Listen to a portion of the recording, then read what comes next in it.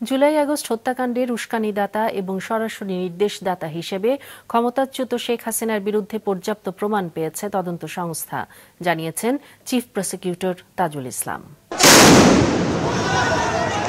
২০২৪ সালের জুলাইতে ছাত্র জনতার আন্দোলন চলাকালে বিভিন্ন সময় নানা বক্তব্যে ও পদক্ষেপের মধ্য দিয়ে আইনশৃঙ্খলা বাহিনী ও তৎকালীন ক্ষমতাসীন ছাত্র ও যুব সংগঠনগুলোকে আন্দোলনকারীদের বিরুদ্ধে উস্কে দেন ক্ষমতাচ্যুত প্রধানমন্ত্রী শেখ হাসিনা।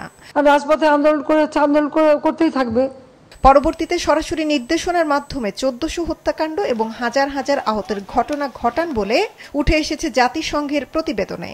আর তাই মানবতা বিরোধী অপরাধের অভিযোগে গত বছরের ১৪ আগস্ট আন্তর্জাতিক অপরাধ ট্রাইব্যুনালে মামলা হয় তার বিরুদ্ধে। অভিযোগপত্রে শেখ হাসিনাকে দায়ী করা হয় হত্যা ও নির্যাতনের হুকুমদাতা হিসেবে।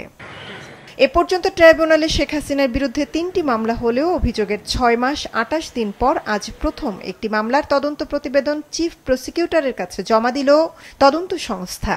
সেই সাথে সাবেক স্বরাষ্ট্রমন্ত্রী আসাদুজ্জামান খান কামাল ও পুলিশের সাবেক মহাপরিদর্শক চৌধুরী আবদুল্লাহ আল মামুনের মামলার তদন্ত প্রতিবেদনও জমা পড়ল প্রসিকিউশনে।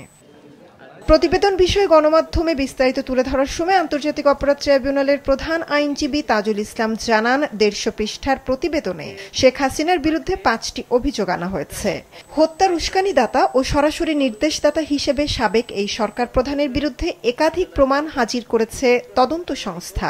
শেখ হাসিনার বিরুদ্ধে প্ররোচনা বা অ্যাবেটমেন্ট, উস্কানি বা ইনসাইটমেন্ট, কমপ্লিসিটি অর্থাৎ সম্পৃক্ততা, ফ্যাসিলিটেশন এবং কনস্পিরেসি এবং ফেইলিউর টু প্রিভেন্ট, এই সমস্ত কয়েকটা অভিযোগে তার বিরুদ্ধে তদন্ত রিপোর্ট দাখিল করেছেন। আমাদের তদন্ত সংস্থা তদন্তে শেখ হাসিনার কিছু টেলিফোনিক কনভারসেশন যেগুলো জব্দ করেছেন, একাধিক কনভারসেশন, অনেকগুলো কনভারসেশন, যেখানে তিনি বারবার সুস্পষ্টভাবে নিশ্চিত করেছেন যে তিনি রাষ্ট্রীয় সকল বাহিনীকে নির্দেশ দিয়েছেন হেলিকপ্টার, ড্রোন, এপিসি সহ মারণাস্ত্র ব্যবহার করে নিরস্ত্র নিরীহ আন্দোলনকারী যে সিভিলিয়ান পপুলেশন, যারা বাংলাদেশে একটি ন্যায়সঙ্গত অধিকার আদায়ের জন্য শান্তিপূর্ণ আন্দোলনের রত ছিল, তাদেরকে সম্পূর্ণ নিশ্চিহ্ন বা নির্মূল করার জন্য তিনি নির্দেশ দিয়েছিলেন। প্রতিবেদনে গণহত্যা না বলে মানবতা বিরোধী অপরাধের অভিযোগ আনা হয়েছে। আন্তর্জাতিক ব্যাখ্যা অনুযায়ী এটি গণহত্যা হিসেবে বিবেচিত না হওয়ায় এখন থেকে মানবতা বিরোধী অপরাধ বলেই গণ্য করা হবে, জানান তাজুল। আমরা যদি আমাদের স্বাভাবিক পরিভাষায় গণহত্যা বলিও, সেটা বলতে কোনো বাধা নেই, কিন্তু আইনে অপরাধ হিসাবে জেনোসাইড যে জিনিসটা সংজ্ঞায়িত আছে সেটা হওয়ার জন্য সার্টেন ক্রাইটেরিয়া ফুলফিল করতে হয়।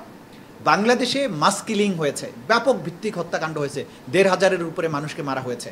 এইটা ম্যাসাকার, এটা ব্যাপক হারে হত্যা, মার্ডার, কিন্তু ইট ইজ নট জেনোসাইড। সুষ্ঠু ও প্রশ্নাতীত বিচারের জন্য ভুক্তভোগীদের প্রতি ট্রাইব্যুনালকে যৌক্তিক সময় দেওয়ার আহ্বান প্রসিকিউটর প্রধানের। বলেন, ২ থেকে ৩ সপ্তাহের মধ্যে প্রতিবেদন পর্যালোচনা করে আনুষ্ঠানিক অভিযোগপত্র গঠন করা হবে। মৌমিতা জান্নাত, মাছরাঙা সংবাদ, ঢাকা।